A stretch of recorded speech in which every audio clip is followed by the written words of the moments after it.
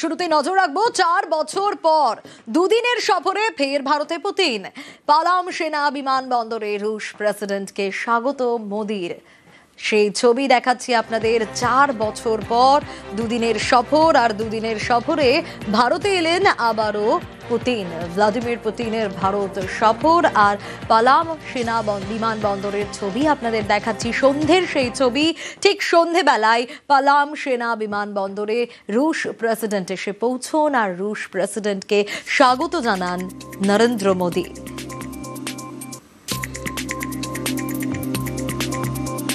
আর যে ছবি আপনাদের দেখাচ্ছি, একেবারে রেড কার্পেটে ওয়েলকাম। আর রেড কার্পেটে ওয়েলকামের পরেই ফের এক গাড়িতেই রওনা দিলেন মোদি পুতিন। রেড কার্পেট, আর সেখানে অবশ্যই তাকে ওয়েলকাম করা হচ্ছে। নৃত্যানুষ্ঠান রয়েছে এবং সংস্কৃতি, ভারতীয় সংস্কৃতি, সেই ভারতীয় সংস্কৃতির মাধ্যমেই পুতিনকে স্বাগত জানানো হলো ভারতে।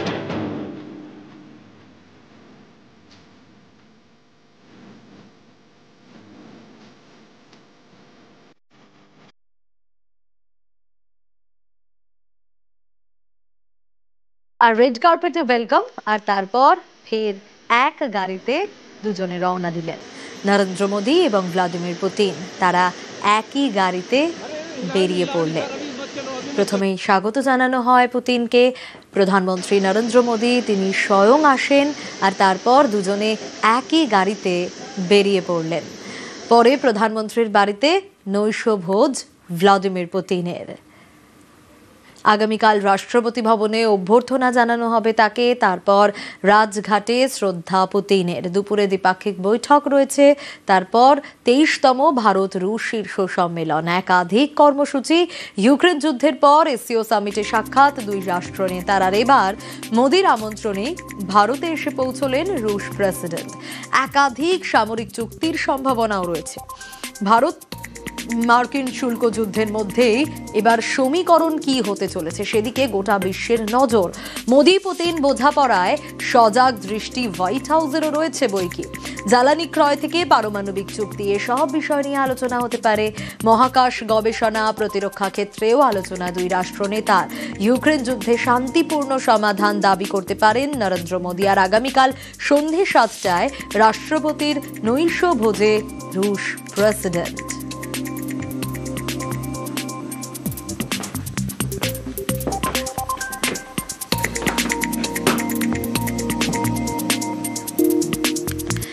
আর যে ছবি দেখাচ্ছি, 4 বছর পর দুদিনের সফর আর ভারত সফরে যখন ওয়েলকাম করা হয় পুতিনকে, মোদি স্বয়ং আসেন। তারপর এক গাড়িতে তারা বেরিয়ে পড়েন। রাতে নৈশ ভোজ।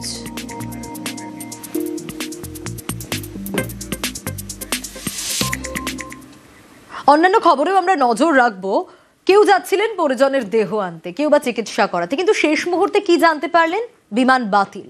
দেশ জুড়ে ইন্ডিগোর বিমান পরিষেবায় বিভ্রাট আর যাত্রী ভোগান্তি স্বাভাবিকভাবেই চরমে। বাগডোগরা থেকে বেঙ্গালুরু, দেশ জুড়ে ছবিটা কিন্তু একই।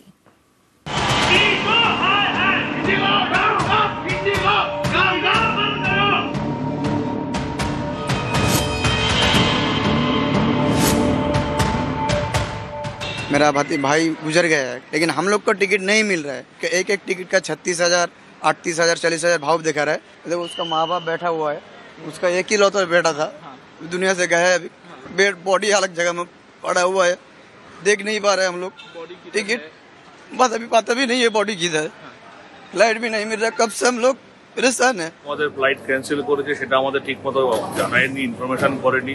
সব বাচ্চারা এদিক ওদিক থেকে, যারা কেউ খাওয়া দাওয়া ঠিক মতো পাচ্ছে না, এয়ারপোর্ট অথরিটি থেকে কোনো ফেসিলিটি পাচ্ছি না, কোনো আমাদের যে মন্ত্রক আছে তাদের থেকে কোনো ফেসিলিটি পাচ্ছি না। আমরা পুরো বোর্ডিং পাসটা কমপ্লিট হয়ে গেছে, ওখানে গিয়ে দেখি ওরা একটা কথাই বলছে, কিছু করতে পারবো না।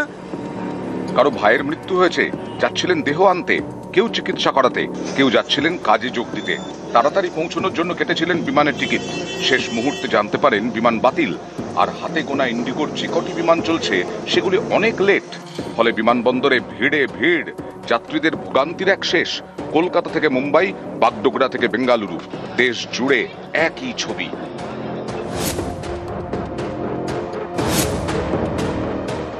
बेंगलोर में इंटरव्यू देना और 2 दिन से मेरा यहाँ पे कैंसिल हो रहा है और मैं इनको बोल रही हूँ मेरा इमरजेंसी आप मेरा कर दीजिए, बोल रहे हैं नहीं होगा। हॉस्पिटल जाना, जिसमें 14 तारीख को हमने टिकट बनाया, 14 नवंबर को टिकट बनाया गया 3 दिसंबर को। जब हमने एयरपोर्ट पहुंचा तो ये कैंसिल बता दिया। क्या प्रॉब्लम हुआ है सर? बिना बोले फ्लाइट कैंसिल कर दिया इन लोगों ने, रीशेड्यूल कर लिया 2 दिनों के बाद, और अकोमोडेशन नहीं दे रहे, अलाउंसेस नहीं दे रहे, बस हम लोग घूमते जा रहे हैं ऐसे ही। ইন্ডিগো বেসরকারি এয়ারলাইন্স প্রতিদিন দেশে এবং দেশের বাইরে বহু বিমান ওঠানামা করে। এই ইন্ডিগোর বিমান পরিষেবাতেই বড়সড় বিভ্রাট, একদিন দুদিন নয়। অভিযোগ এই সমস্যা অনেক দিন ধরেই চলছে। নভেম্বর থেকে প্রায় 1200-র বেশি বিমান বাতিল করেছে ইন্ডিগো। বুধবার এবং বৃহস্পতিবার এই দুদিনে সংখ্যাটা শতাধিক। এর জেরে চরম ভোগান্তিতে যাত্রীরা। বিমান সংস্থার তরফে বিবৃতি দিয়ে বলা হয়েছে, পরিষেবা ব্যাহত হওয়ায় দুঃখিত, যাত্রীদের কাছে ক্ষমা প্রার্থী। প্রযুক্তিগত ত্রুটি, শীতকালীন সময়সূচিতে পরিবর্তন, প্রতিকূল আবহাওয়া প্রভাব পড়ছে পরিষেবায়। তাই বলে প্রায় রোজ রোজ একই সমস্যা কেন, প্রশ্ন যাত্রীদের। দুর্গাপুরে এটা মাঝে মাঝেই হচ্ছে, এটা খুব প্রতিনিয়ত ব্যাপার। পরিষেবা এখানে নেই, একটা করেই ফ্লাইট আছে, এত পয়সা নিচ্ছে কিন্তু তার সাথে পরিষেবা নেই। Any time rules that are promulgated are not in favor of the airlines, they, like spoiled children, tend to delay flights, bring in disruptions, causing a lot of public inconvenience, so as to put pressure on the ministry or the DGCA in order to get their way. দেশ জুড়ে ইন্ডিগোর বিমান বিভ্রাট।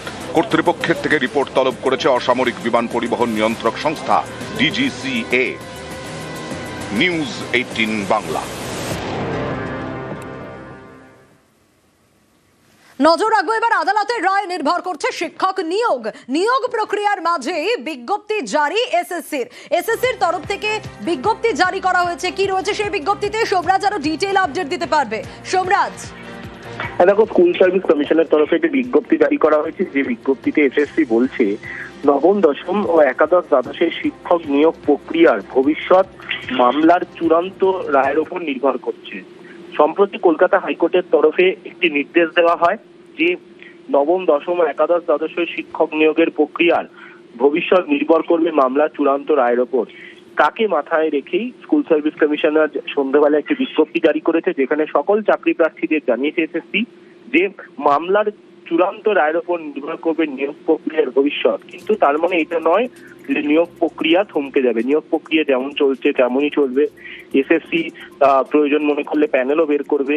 কিন্তু যেহেতু আদালত নির্দেশ দিয়েছে এবং কোন মামলার প্রেক্ষিতে বা কোন রিট পিটিশনের প্রেক্ষিতে এসএসসি কে নির্দেশ দেওয়া হয়েছে সেটাও উল্লেখ করেছে বিজ্ঞপ্তিতে স্কুল সার্ভিস কমিশন। অর্থাৎ কলকাতা হাইকোর্টের যে নির্দেশ ছিল সেই নির্দেশকে মান্যতা দিয়েছে এসএসসি, তেমনটাই এসএসসির তরফে বিজ্ঞপ্তি দিয়ে জানানো হয়েছে। বেশ সোমরাজ।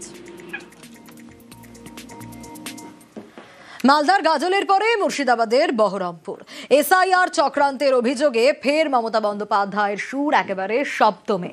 নিশানা করলেন বিজেপিকে। যারা মারা গেছে তাদের মধ্যে তো অর্ধেকের বেশি হিন্দুও আছে।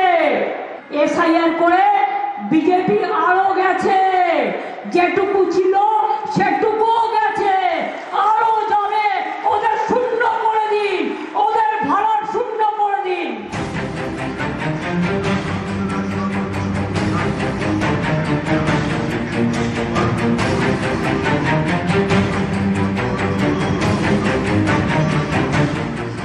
বুধবার মালদার গাজল, বৃহস্পতিবার মুর্শিদাবাদের বহরমপুর।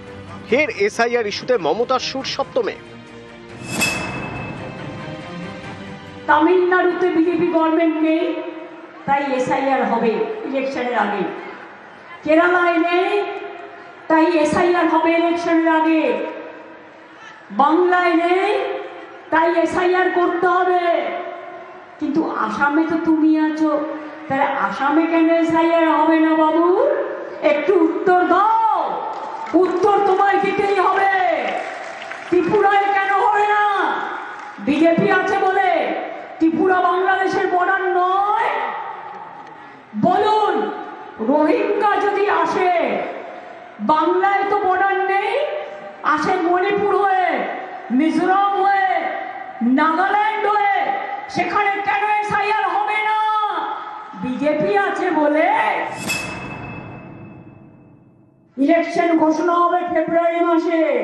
ইলেকশনের আগে গভর্নমেন্ট যাতে কাজ করতে না পারে উন্নয়নে, সেই জন্য ইলেকশনের 3 মাস আগে এসআইআর ডিক্লেয়ার করেছে। আরে তোমার হিম্মত থাকলে তুমি 2 বছরে করতে। তুমি তো 2001 ইলেকশনের পরে শুরু করেছিলে, 2004 ফাইনাল লিস্ট বেরিয়েছিল। এনআরসি বাংলায় হবে না। এই এসআইআর চক্রান্তের পেছনে আছে এনআরসি। আমার গলা কেটে দিলেও আমি কোনো ডিটেনশন ক্যাম্প করবো না, আর কাউকে তাড়াবো না। আমরা করবো, আমরা লড়বো, আমরা করবো। নিউজ 18 বাংলা। আর নজর রাখতে হচ্ছে এবার বিএলওদের কমিশনের হুঁশিয়ারি, আইনি পদক্ষেপের হুঁশিয়ারি কমিশনের। এসআইআর নিয়ে বিএলওদের খোলা চিঠি সিইওর। সেই খোলা চিঠিতে ঠিক কি কি রয়েছে, সোমরাজ রয়েছে আমার সঙ্গে, সোমরাজের কাছ থেকে আরো ডিটেইল জানতে পারবো। সোমরাজ, এই চিঠিতে ঠিক কি কি রয়েছে? দেখো, বুথ লেভেল অফিসারদের উদ্দেশ্যে রাজ্যের মুখ্য নির্বাচনী আধিকারিক একটি বিশেষ বার্তা দিয়েছেন। যে বিশেষ বার্তায় মুখ্য নির্বাচনী আধিকারিক বলছেন বুথ লেভেল অফিসারদের ইচ্ছাকৃতভাবে কোনো ভুল হলে শাস্তিমূলক পদক্ষেপ নেওয়া হবে। অর্থাৎ ইনামুরেশন ফর্ম ডিজিটাইজেশন বা আপলোডের ক্ষেত্রে কোনো তথ্যগত ভুল থাকলে এবং সেই ভুল যদি ইচ্ছাকৃত হয় করেছে বলে মনে করে জাতীয় নির্বাচন কমিশন, তাহলে সেক্ষেত্রে শাস্তিমূলক পদক্ষেপ নেওয়া হবে। কি ধরনের শাস্তিমূলক পদক্ষেপ হবে সেটা কিন্তু রাজ্যের মুখ্য নির্বাচনী আধিকারিক তার বার্তায় উল্লেখ করেননি। এটাও গুরুত্বপূর্ণ বার্তা দেওয়া হয়েছে যে বুথ লেভেল অফিসারদের বলা হয়েছে যে এটা তাদের মনে রাখতে হবে বর্তমানে তারা জাতীয় নির্বাচন কমিশনের ডেপুটেশনে রয়েছে। অর্থাৎ এই বার্তা দেওয়ারই চেষ্টা করা হলো বলেই মনে করছে প্রশাসনিক মহল যে জাতীয় নির্বাচন কমিশনের ডেপুটেশনে থাকা মানে তাদের বিরুদ্ধে শাস্তিমূলক পদক্ষেপ জাতীয় নির্বাচন কমিশন নিতে পারে। আর এক্ষেত্রে কেউ কোনোভাবেই হস্তক্ষেপ করতে পারবে না, তার কারণ তারা জাতীয় নির্বাচন কমিশনের ডেপুটেশনে থেকে অর্থাৎ তাদের অধীনে থেকেই এসআইআর প্রক্রিয়ার কাজ করছেন। এই বার্তাকেই সব থেকে বেশি গুরুত্বপূর্ণ হিসাবেই বলে মনে করা হচ্ছে, তার কারণ তুমি জানো আগামী 11 ডিসেম্বর শেষ দিন রয়েছে এনামুরেশন ফর্ম আপলোড এবং ডিজিটাইজেশনের ক্ষেত্রে। ইতিমধ্যেই রোল ব্যাক বলে একটি অপশন দেওয়া হয়েছে বিএলওদের, যেখানে তারা যদি মনে করেন যে কোনো ফর্মে তারা কোনো ভুল করেছেন সেই ভুল তারা শুধরে নিতে পারবেন। আজ থেকে জাতীয় নির্বাচন কমিশন সেই সুযোগ দিচ্ছে বিএলওদের। আজ তাকেও উল্লেখ করে রাজ্যের মুখ্য নির্বাচনী আধিকারিকের এই বার্তা যথেষ্ট গুরুত্বপূর্ণ বলে মনে করা হচ্ছে।